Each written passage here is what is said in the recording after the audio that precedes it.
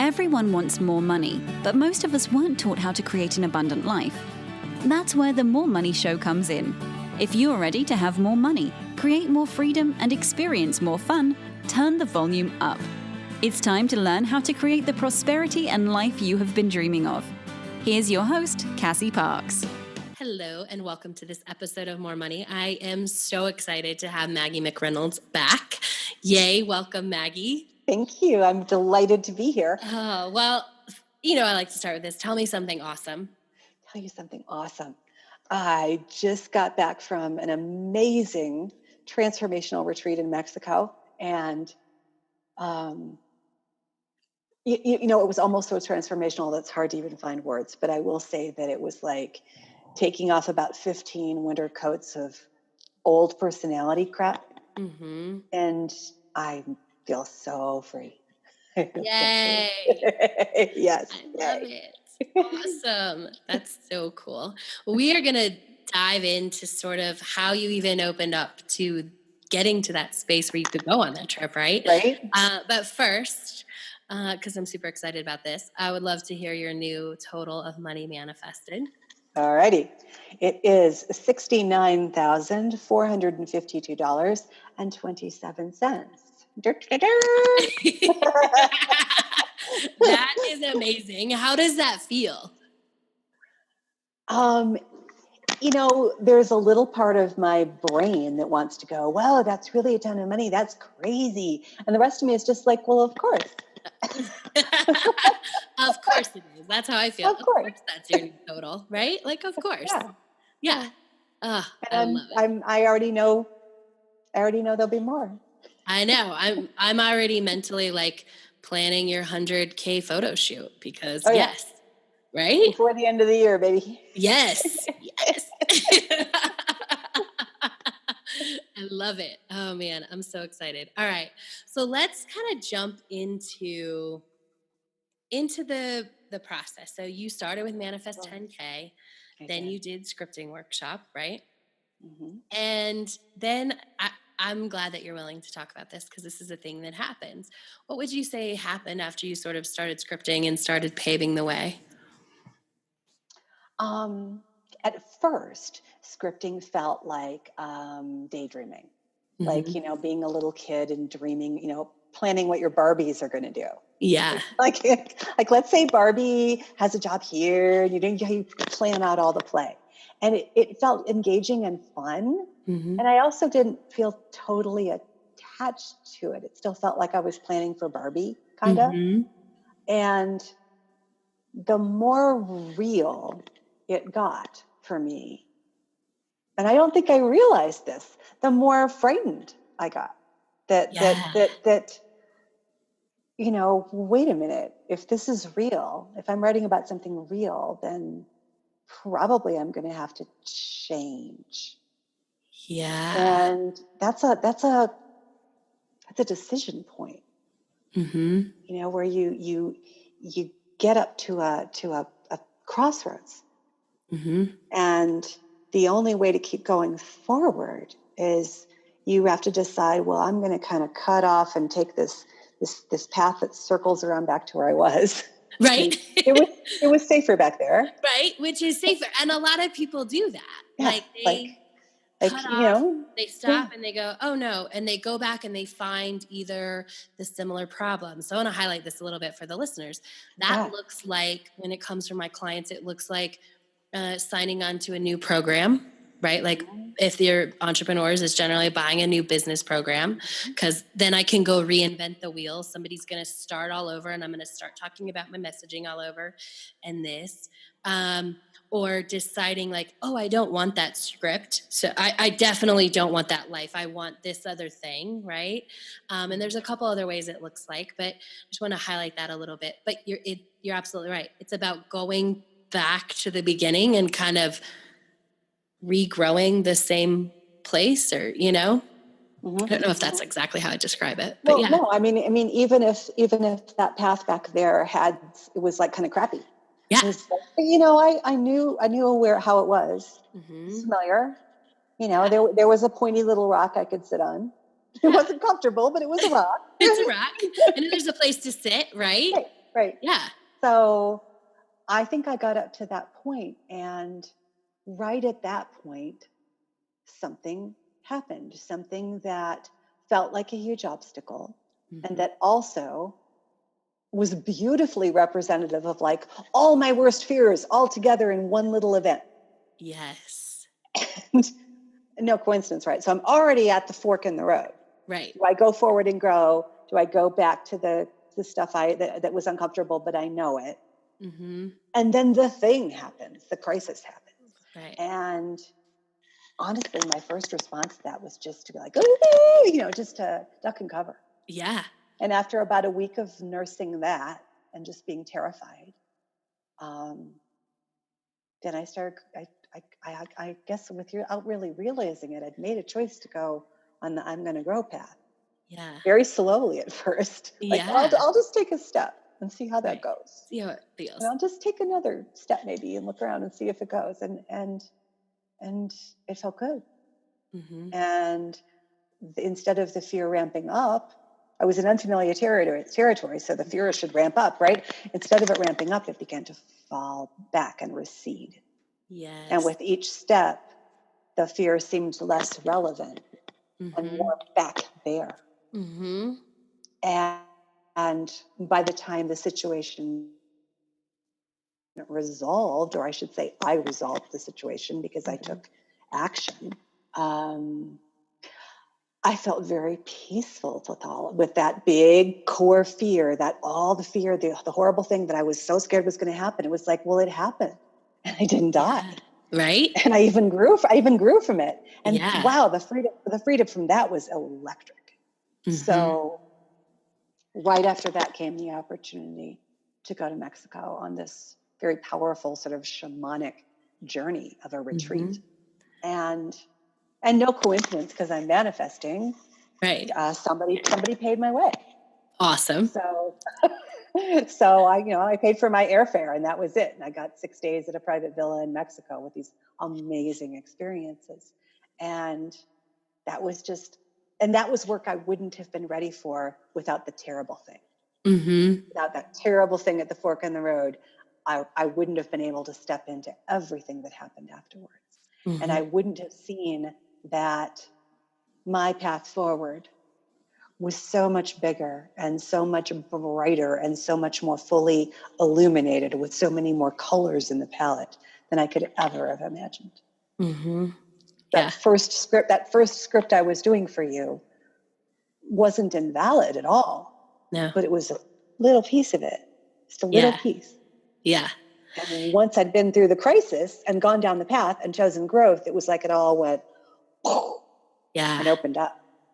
And so many things I want to touch on here. So that's how it was. We were talking before, and I said, that's how you're like, I didn't see her. Like, I only saw her one-dimensional. And I said, that's how it is normal, right? Because everybody thinks that first glimpse of the first time you do the workshop is like, I don't know how to describe it, but you get this glimpse, right? And it's enough to go, okay. But what it feels like on the other side as a participant is you're like, this is all of it. Like, I see it all.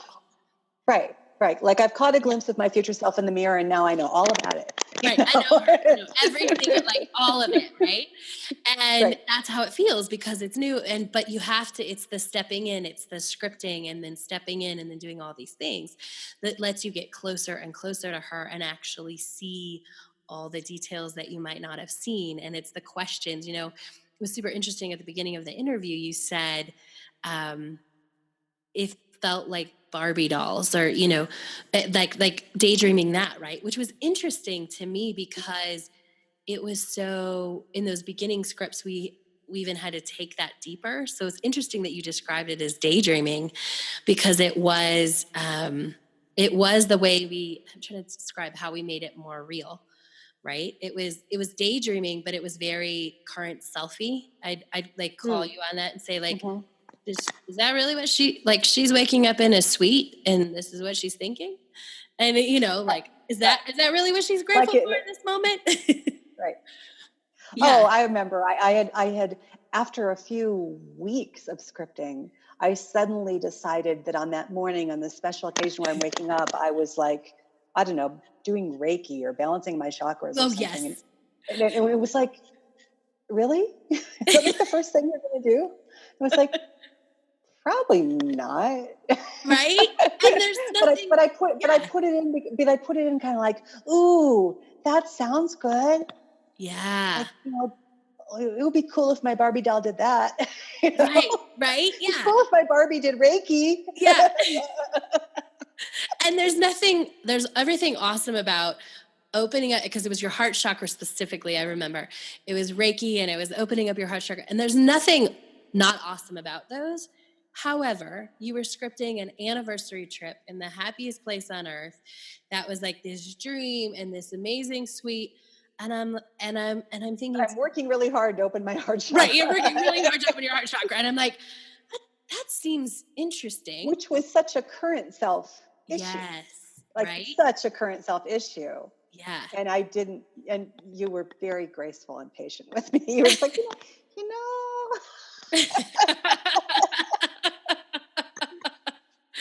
Because that's that's what happens with everybody, right? It's interesting. It is when we get into that deeper, like the more real things, when we have to suspend, like, oh, what if there's a version of me who doesn't have to open her heart chakra because she lives with her heart chakra open? Mm-hmm. Like, that's big and scary and real, as you put it. Like, that's where the real stuff comes from. And then that fear can kind of creep in. And I want to just highlight this for everybody. We talked a little bit about before the call. There was sort of, you kind of disappeared a little bit, mm-hmm. which is okay. Because that's sometimes what happens in the work, right? And it just happens. But you come back, and then so we talked about that. And then this big thing that came into your life, this big, uncomfortable, not super fun thing. Mm-hmm. But what it did was your future self had none of that fear, right? No. Or has none of that fear, right? No. And I think that challenges show up so that we can move forward into that larger future self. Yeah. There's that quote about a candle can't perceive its essence in the daylight. Yeah. It only knows that it's meant to shine if it's dark. Yeah. So sometimes, similarly, it takes a dark time in order for us to realize how much light we do have and can grow into. And I'll even give the other perspective, because I don't know if I totally believe that. I don't believe we have to get dark to shine. I believe we have to break the shell. So it was that's good. Your future self doesn't have that fear. So if your current self does, your future self has to give you something that's going to get you out of that fear. Has to give you experience that says, I'm picturing her rubbing her hands and going, I know. Right? I know what I'll do. Know. Right? I'll know what yeah. And I have had several experiences where I'm like, I know I didn't. One of the biggest ones is leaving the Four Seasons. Like, I know that I looked at my lease for a certain thing and then it wasn't there. And I'm like, she changed it, so I'd have to leave. Like, I truly believe that, because time is not linear and right. all these things. And so I look at it like, she just has to get you to the person who doesn't have that fear anymore. And this is the way to do it. The big, easy but hard way, right? It's the quickest and easiest way to get you out of that. Right. And you and I talked a little bit about before too, and I want to touch on this, is you couldn't have really identified the fear. You have to, like, if you would have thought it was fear, then there's this whole thing where we go backwards and we try and fix fear, which just keeps us stuck in fear, right? Do you want to say a little bit about, how you feel about that? Yeah, I mean, and this speaks to your coaching as well. If at any point you had just said to me, oh, Maggie, that's just your fear talking. Just, get over that, or, work on that. I think I would have been like, oh, that's fear. That's old fear. Mm-hmm. So I've got to go back to the start of that old fear, and I have to fix it. Yeah. I have to go back to my 2-year-old self and fix that fear. Yeah. But when you're still, it's like if fear is this hand and this is as long as you're trying to shove your fear away, you're still energetically attached to it. Yes. It's only in just kind of going, hey, I'm not playing this game, that your fear just kind of falls on its face and disintegrates. Yeah. You're not energetically engaged with it anymore. It took something that big, like you could see my fears all along. Yeah. I'm sure. But it took something that big for me to realize, wow, this is too big for me to push against. And my choices are really to just either let it flatten me or to step to one side and be done. Yeah. And I'm so grateful for all of our work together, because I think it's what empowered me to even see that stepping to one side was an option, let alone being able to do it. Yes. I love that So I didn't destroy my fear. I didn't go back and fix my fear. I just went, well, that's not relevant, and stepped to one side. I can go over here. And that, yes. Yeah. I love that you said that. And I do, for, people listening, you want to understand, well, like, how does the work do that? It's because as we gently have that, I'm going to go back to the chakra conversation, because we've used that example, right? It's when we gently step into and go, oh, there is a person in me who can just be fully present and have their heart chakra open. That's a choice. I can see that. I can practice that now in scripting. That builds us up to when we come up against that big fear to go, oh, I can step aside, which I love that you made that choice and you knew that you could make that choice. That's so exciting, right? I know, right? Yeah, because I don't think that's the choice you've ever known you could make. Not really. I'm guessing. Yeah. No. I mean, I could have identified that I was driven by fear. I could have told you what the fear was about and what its origins were. And I could have intellectually acknowledged that there was probably a way to survive without it. And notice I said survive, not thrive. Right. But I didn't know how to. I still thought it took some active thing on my part. Yeah. Oh, talk about what, like, active. Yeah. I don't know. Like, I would have to really work on it. Just work on it. Whatever working on it looked like. And I don't know what working on it looked like. It would be like, I don't know, hours of therapy or years of therapy or meditations or actually what I think what many of us do is working on it looks like self-flagellating. Like, I'm just going to keep beating myself up. Yes. And maybe if I beat myself up enough, I'll let go of my fear. Right. But, that's like smacking a kid over and over again and going, don't be scared of me. Right. Don't be scared of me. How awful is that? Yeah. So it's only when that kid in us can go, I'm kind of done with this experience now. Yeah. I'm going to go over here. Yeah. Oh, I love that. Yeah. And we've touched on this, but I kind of want to just kind of wrap that part up. You said before we start recording, like, I was looking at everything, even my future self, through the fear lens. Yeah. So what does it look like to have lifted that lens? Like, how do you see now? I want to say 360 as opposed to yeah. And I also see that nothing has to be any particular way or shape or color or dollar figure or, there's so many possibilities. Yeah. And if I am grounded in my purpose and in my future self's, the purpose I've always had and that my future self is intimately living into, the rest of it kind of takes care of itself. Yes. It's fun to imagine all the different permutations of what that could look like. And there's nothing more fun than saying, I want to drive that car, and then actually manifesting it. Because how fun is that? It's so fun. It's way more fun when you manifest it. Oh, yeah. But what's also true is that I see an array of paths for my future self. And any one of them would work. Yes. Cool. I get to decide. And at any point I can go, like you with the 4 seasons, at any point you can go, that was fun. I'm going to go over to this path now. Yeah. Right? Yep. Absolutely. I love it. So my last question as we wrap up, because I think this is important when we go through hard things. And I think what I want to say to your listeners is when you are stepping into your future self, like there will be things like Maggie's big thing that she has to go through, because you have to become the person who isn't whatever.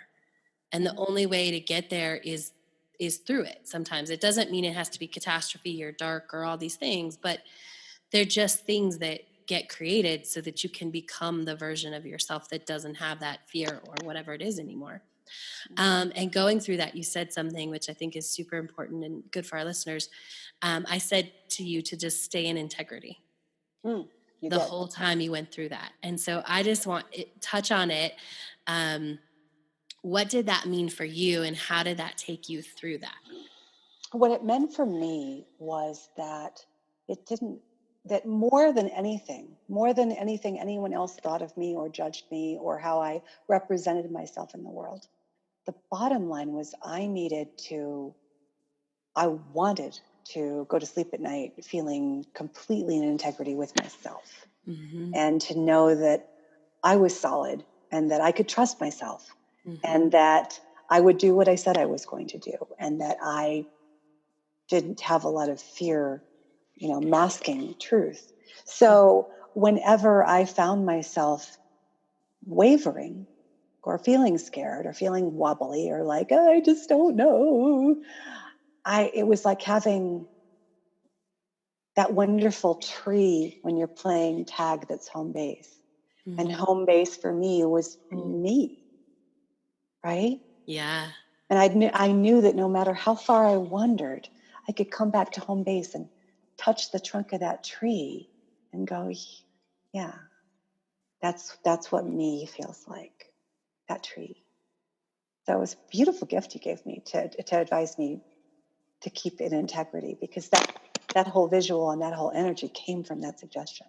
And it's ultimately what kept me grounded through everything that followed and anything that will, truthfully.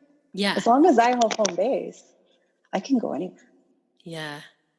Oh, that's such a beautiful description, and that's going to make all the difference for someone listening, I know. Well, I hope so. Yeah. Awesome. Well, as we wrap up, what advice would you give anyone who's trying to grow into their future self, or who is growing into their future self? Let me rephrase that. Forward. Yeah. It's so tempting to take a step back and reevaluate or whatever it is you call it. Yep. And it's tempting also to hold still. Yes. But forward. Whatever size step you feel capable of making, keep moving forward. It's what life's about. I love it. Thank you, Maggie, for sharing that. As we wrap up, just if anyone wants to write a book or they want to learn how to tell their story about what they've gone through, how can they connect with you? Where do they go? Facebook. Yeah. The Maggie McReynolds, because apparently I'm the most important one. Definitely. Or Maggie at MaggieMcReynolds.com. Awesome. And we will catch up with Maggie. I am so excited for your next interview, because I know so much more juiciness is going to be coming. So thank you. And thank you to everyone listening. Catch Maggie's next interview and the next More Money Show. Have a good week. Thank you for joining us on the More Money Show. To learn more about enrolling in the Enchanted Circle, go to CassieParks.com.